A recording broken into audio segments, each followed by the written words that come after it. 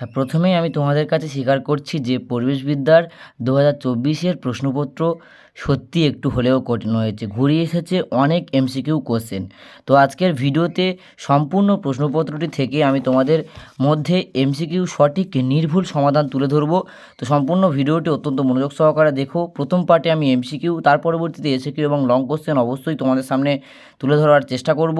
তো দেখে নাও, প্রথম প্রশ্ন রয়েছে, ভারতবর্ষের আবৃতবীজী উদ্ভিদ প্রজাতির মোট সংখ্যা বর্তমানে কত?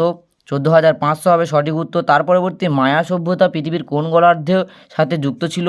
তো সঠিক উত্তর হবে দক্ষিণ গোলার্ধ। তার পরবর্তী 3 নম্বর কোশ্চেন রয়েছে, একটি শান্ত অঞ্চলের ক্ষেত্রে দিনের বেলায় নির্ধারিত নিরাপদ শব্দের মাত্রা কত? অপশান এ হবে সঠিক উত্তর, অর্থাৎ 50 ডেসিবেল। তার পরবর্তী আইভির প্রশ্ন রয়েছে, IS 10,500 অনুযায়ী পানীয় জলের কোলোফর্মে ব্যাকটেরিয়া সর্বাধিক অনুমোদিত সীমা কত? 0.05 MPN পার 100 মিলিগ্রাম। ওইটা হবে তোমাদের সঠিক উত্তর, অর্থাৎ অপশান এ। তার পরবর্তী 5 থেকে যে প্রশ্নটি রয়েছে, নিম্নলিখিত স্তরগুলির মধ্যে কোনটি সায়ানোব্যাকটেরিয়াকে ধারণ করে?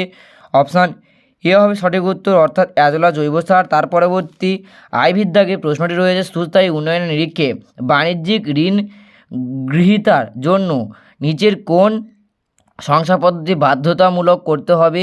IS 14,000 হবে সঠিক উত্তর। তার পরবর্তী কোশ্চেন রয়েছে, নিম্নলিখিত কোনটি ওজোন স্তরের প্রধানত সম্পর্কিত?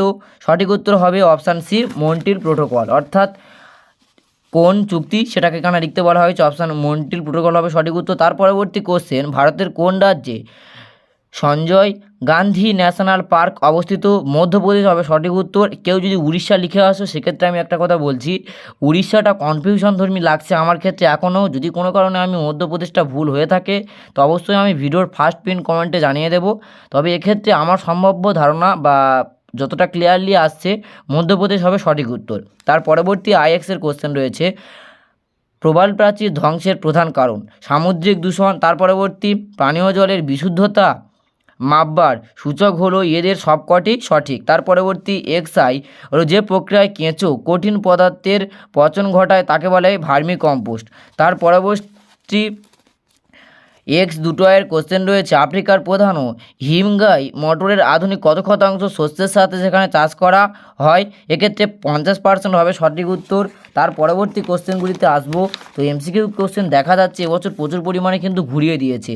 তার পরবর্তী কোশ্চেন, কিছু ধরনের সার আছে যা এদের সবকটি ঠিক হবে সঠিক উত্তর। তার পরবর্তী XIVর প্রশ্ন রয়েছে, ভারতের প্রজাতির জনগোষ্ঠী নিজেদের চাহিদা পূরণের আনুমানিক কত প্রজাতির বন্য উদ্ভিদ পাওয়া যায়?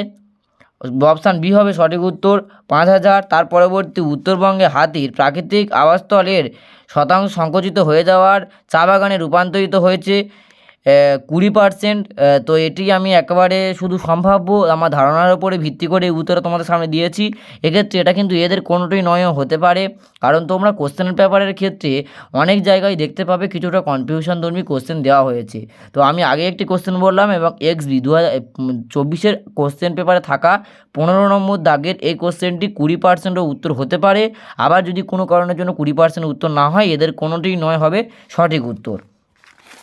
তো কেউ আবার বললো না যে স্যার আপনি তাহলে ভুল উত্তর দিচ্ছেন, এটা কোনোভাবেই নয়। কোনো ক্ষেত্রে কনফিউশনধর্মী প্রশ্ন রয়েছে, সে কারণের জন্য আমি তোমাদেরকে জানিয়ে দিলাম।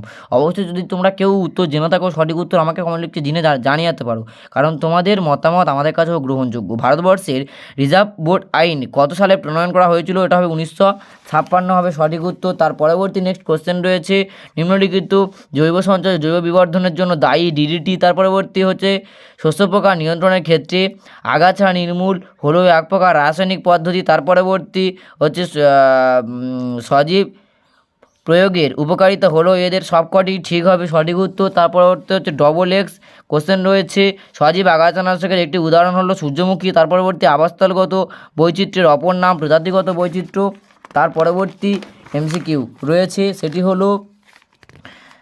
যে প্রজাতিকে বিগত 50 বছর ধরে নির্দিষ্টভাবে দেখা যায়নি তাকে বলা হয় লুপ্ত প্রজাতি। সঠিক উত্তর হবে অপশান এ। তার পরবর্তী ভারতবর্ষের বিপন্ন প্রজাতি স্তন্যপায়ী মোট সংখ্যা 39। তার পরবর্তী নিম্নলিখিত কোন সংস্থাটি লাল পুস্তিকা বা রেড ডাটা বুক প্রকাশ করে? IUCN। তো এখানেই কমপ্লিট হচ্ছে তোমাদের টোটাল MCQ। তো এসিকিউ সমাধান নিয়ে পরবর্তী ভিডিও খুব তাড়াতাড়ি আসছে।